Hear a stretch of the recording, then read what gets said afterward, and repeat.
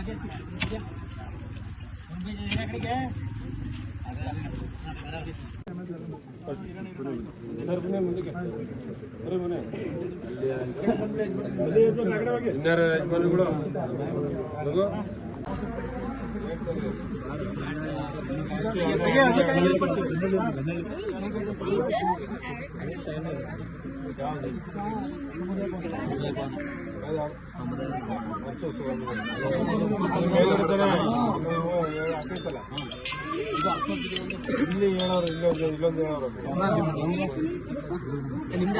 ನಮಸ್ಕಾರ.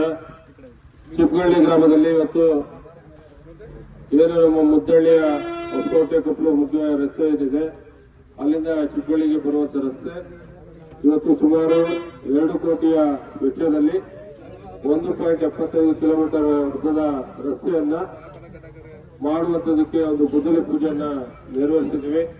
ಈ ಒಂದು ಗುದ್ದಲಿ ಪೂಜೆ ಕಾರ್ಯಕ್ರಮದಲ್ಲಿ ವೇದಿಕೆ ಮೇಲೆ ಆಸೀನರಾಗಿರ್ತಕ್ಕಂಥ ತಾಲೂಕು ಪಂಚಾಯಿತಿಯ ಮಾಜಿ ಅಧ್ಯಕ್ಷರು, ನಿಮ್ಮೆಲ್ಲರ ಅಚ್ಚುಮೆಚ್ಚಿನ ಮುಖಂಡರಾಗಿರ್ತಕ್ಕಂಥ ಆರ್.ಟಿ. ಮಾಧುಸ್ವಾಮಿರವರ, ಅದೇ ರೀತಿಯಲ್ಲಿ ಗ್ರಾಮ ಪಂಚಾಯಿತಿಯ ಮಾಜಿ ಅಧ್ಯಕ್ಷರು, ಸನ್ಮಿತ್ರರು, ನಿಮ್ಮೆಲ್ಲರ ಆತ್ಮೀಯ ಮುಖಂಡರಾಗಿರ್ತಕ್ಕಂಥ ಬಸವರಾಜ್ ಅವರೇ, ನಮ್ಮ ಸಾಲಿಗ್ರಾಮ ಬ್ಲಾಕ್ ಕಾಂಗ್ರೆಸ್ನ ಅಧ್ಯಕ್ಷರು, ಗ್ಯಾರಂಟಿ ಅನುಷ್ಠಾನ ಸಮಿತಿ ಅಧ್ಯಕ್ಷರಾಗಿರ್ತಕ್ಕಂಥ ಉದಯ ಶಂಕರ್ ಅವರೇ, ಅದೇ ರೀತಿಯಲ್ಲಿ ನಮ್ಮ ಗ್ರಾಮದ ಯಜಮಾನರಂತ ರಾಮೇಗೌಡ್ರೆ, ಮತ್ತೊಬ್ಬರು ಯಜಮಾನರಂತ ಬೀರೇಗೌಡ್ರೆ, ಈ ಕಾಲೇ ನಮ್ಮನ್ನೆಲ್ಲ ಉದ್ದೇಶಿಸಿ ಮಾತಾಡಿದಂತ ಜವರೇರವರೇ, ಕುಮಾರ್ ಅವರೇ, ಹಾಗೂ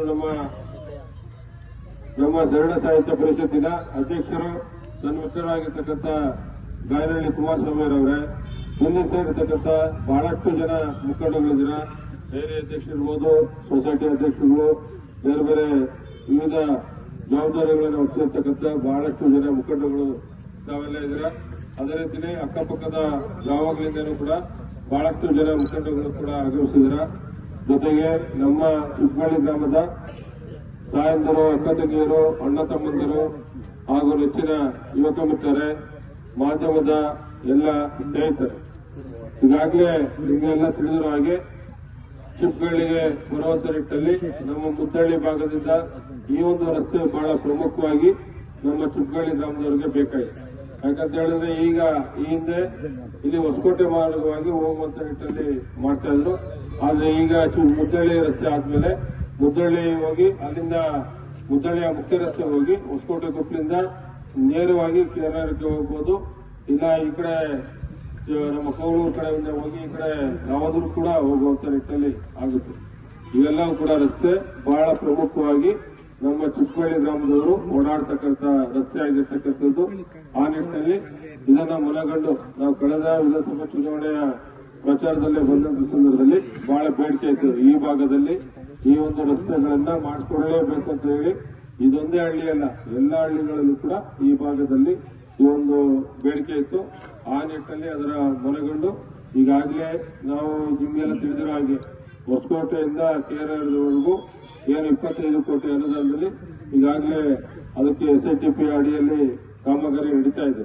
ಇನ್ನೊಂದು ಸ್ವಲ್ಪ ಬಾಕಿ ಇರ್ತಕ್ಕಂಥ ನಿಟ್ಟಿನಲ್ಲಿ ಆಗ್ಬೇಕಾಗಿದೆ. ಇನ್ನೊಂದು 5 ಕಿಲೋಮೀಟರ್ ಈಗ ಸಿದ್ದಾಪುರ ತನಕ ಆಗಿತ್ತು, ಸಿದ್ದಾಪುರದಿಂದ ಡೌನ್ ತನಕ ಆಗಿದೆ 1 ಕಿಲೋಮೀಟರ್.